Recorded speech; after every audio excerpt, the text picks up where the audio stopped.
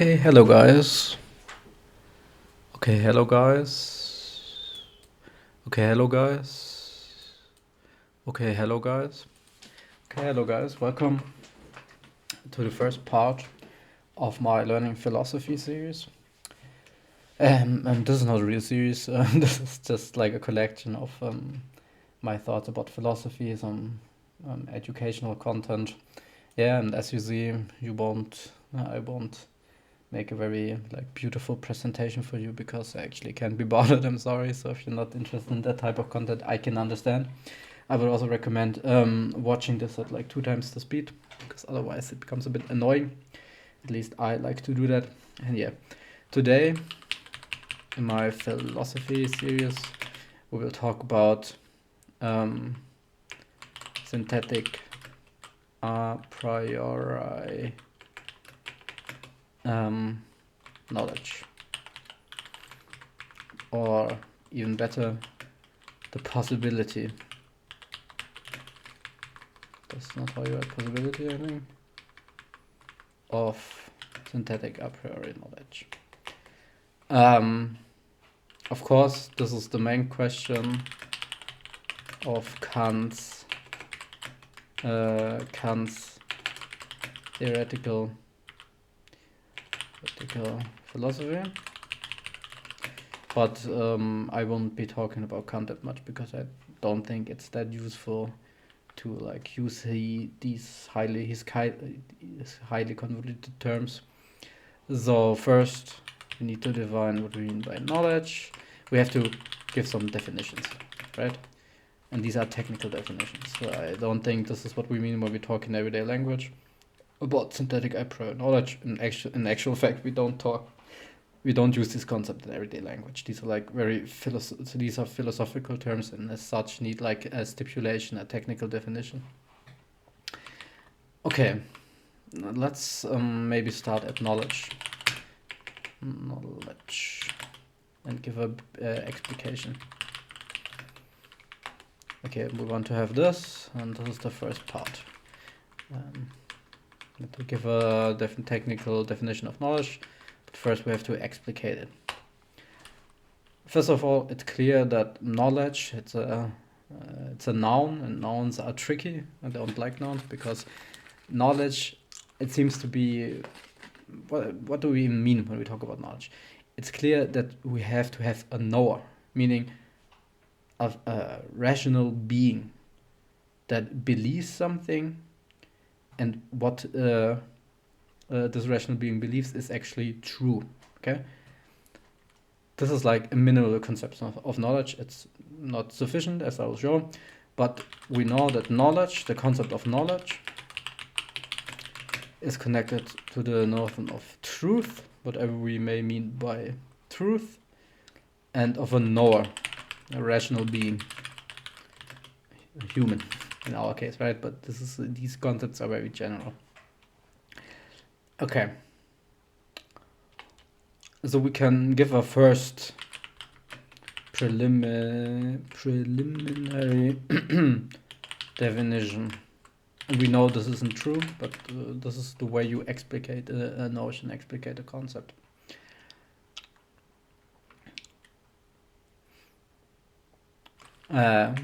And knower, I forgot another concept, and a belief.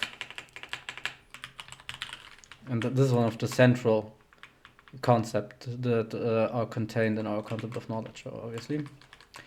So we can say we call a belief of a person as a rational being as a non-disabled, quote-unquote normal human, preferably adult. We call a belief of a person as knowledge. So it's clear that we predicate knowledge of a belief. Knowledge is not a subject itself, it's a predicate. It's something that we attribute to something different. And what we attribute it to is a belief. Okay, So it's like the term knowledge qualifies, distinguishes certain types of beliefs. Okay, we call a belief of a person as knowledge. We call the belief that P, and P is a proposition. We will talk about propositions later.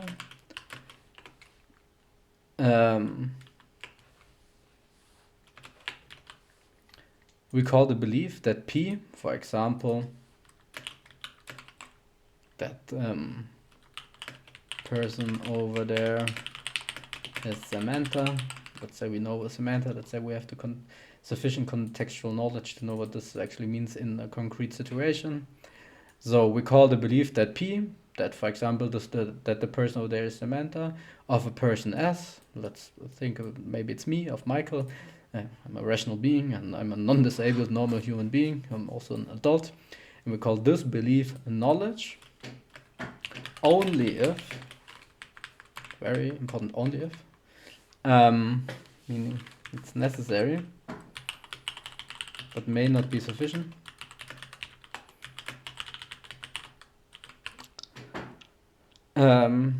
If P is the case or is true, right? So let me give you a concrete example to illustrate this point. Let's say, I give you the following example. Tom knows that the Earth is in the middle, at the center of our solar system. This sentence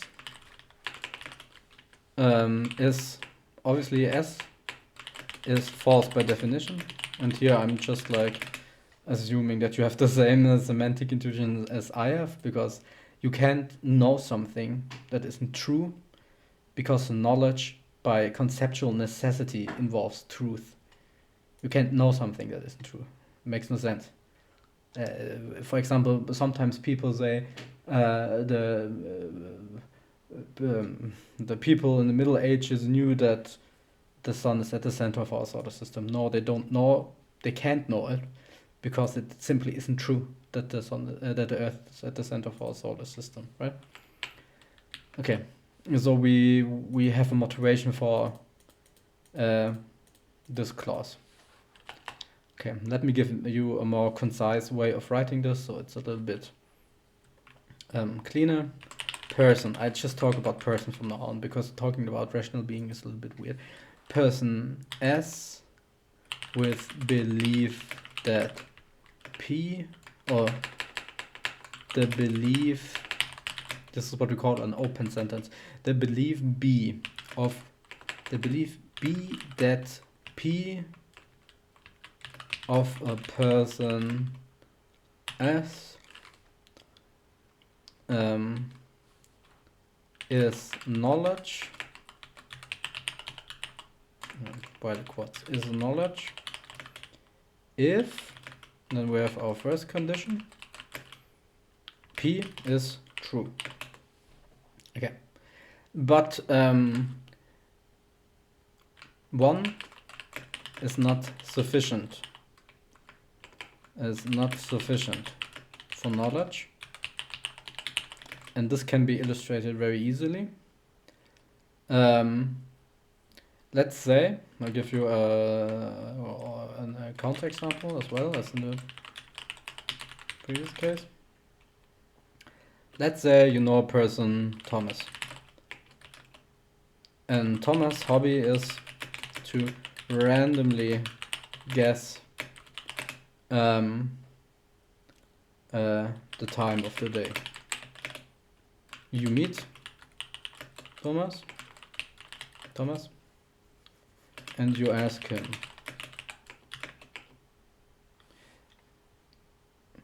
yeah, and what we also have to see that Thomas is a little bit weird. Okay, let's imagine that. He actually believes these random guesses to be true. So, okay, this is of course a little bit fictitious, but I'm just giving you this example because I think it makes it clearer. There's Thomas. Thomas is randomly guessing the time of the day. But in his mind, he's not guessing. Somehow they are just like these random thoughts popping up in his mind, which are telling him that what time of the day it is, and he actually believes it. Okay? So now imagine you ask Thomas, what time is it? Thomas answers, it's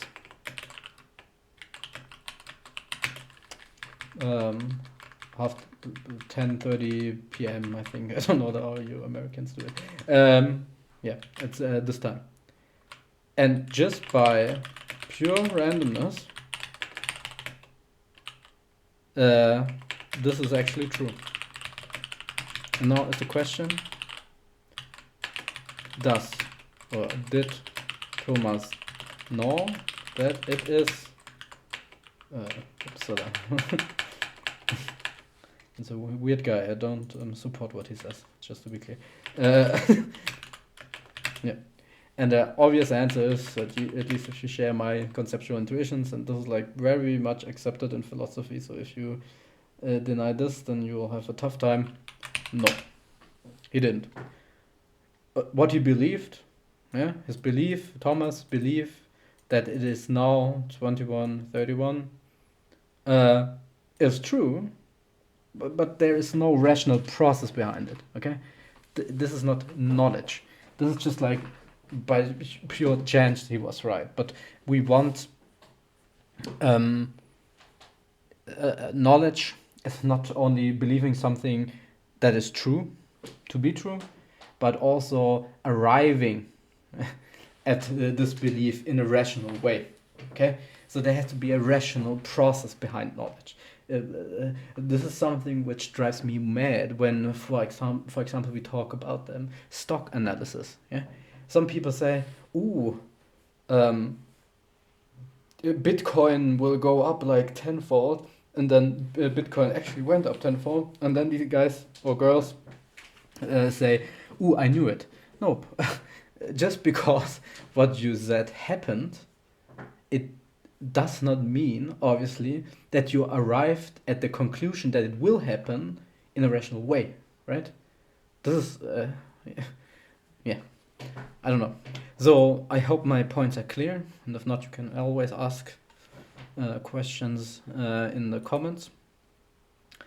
But what we have here is, this alone is not knowledge. So let us see if we can give a better definition by contemplating what went wrong, by contemplating this counterexample again. So it's clear that, yeah, this is not sufficient, so we need another condition.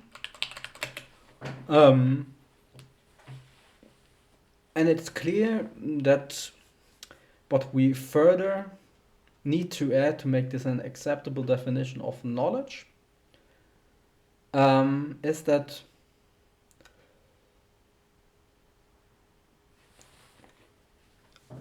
S has to be justified. That's the concept of justification. We arrive at the concept of justification. Has to be justified in believing that P. Okay? Also in believing, for example, that that person over there is Samantha. Yeah. Okay, let's say this. We call this the standard analysis of the concept of knowledge. This is knowledge as justified through belief, and it actually gets abbreviated to this. This is a pretty good definition.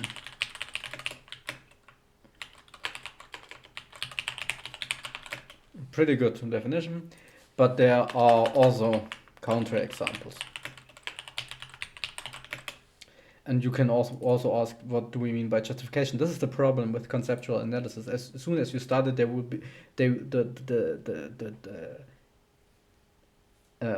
terms with which we explicate these other notions, they grow exponentially. So yeah, and justification is also a very deep concept in epistemology.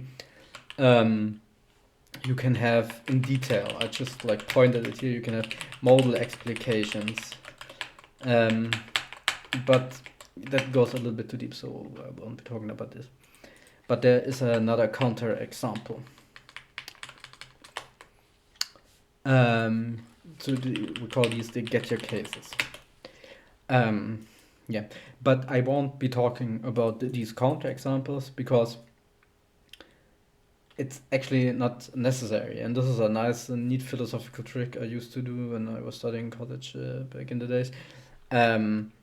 It's actually true that these two conditions alone don't suffice to define knowledge, but they are for sure, and this is the trick, are for sure necessary for knowledge.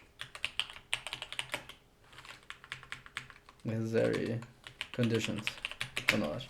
Meaning, okay, in general, I would say that these concepts that we borrow from everyday language, like knowledge or belief, all these concept of the folk theory of mind, right?